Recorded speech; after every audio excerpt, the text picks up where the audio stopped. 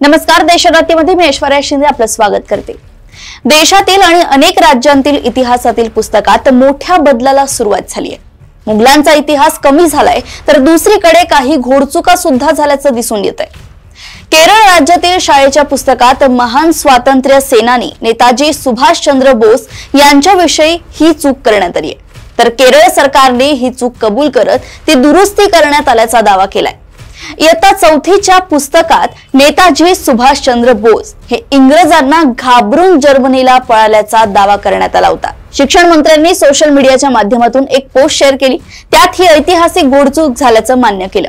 केरळ राज्य शैक्षणिक संशोधन आणि प्रशिक्षण परिषदेचा एक सदस्य यासाठी जबाबदार असल्याचं समोर आलंय। शिवनकुट्टी यांनी सदर चूक तात्काळ दुरुस्तीचे आदेश दिले।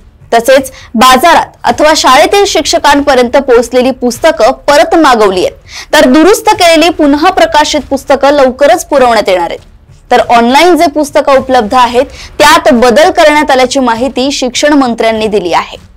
अखिल भारतीय विद्यार्थी परिषदेने या सर्व प्रकारावर संताप व्यक्त केलाय। या पुस्तकात अजून अनेक चुका आहेत, त्या कधी दुरुस्त करणार असा सवाल एबीव्हीपीने केला आहे। परिषदेचे राष्ट्रीय सचिव श्रवण बी राज यांनी इतिहासातील अशा चुका कशा होतात असा सवाल केलाय।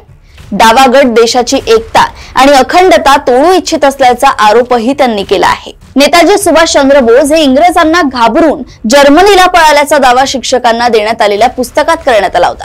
त्यावर मग राज्य सरकारला विरोधकांनी धारेवर धरलं। केरळचे शिक्षण मंत्री व्ही शिवनकट्टी यांनी सोमवारी चूक कबूल केली। त्यांनी ही त्रुटी झाल्याचं मान्य करत या पुस्तक मंडळाच्या सदस्यांवर कारवाईचे आश्वासन दिले आहे। त्यांना भविष्यात मंडळात स्थान न देण्याची घोषणा पण त्यांनी केली आहे।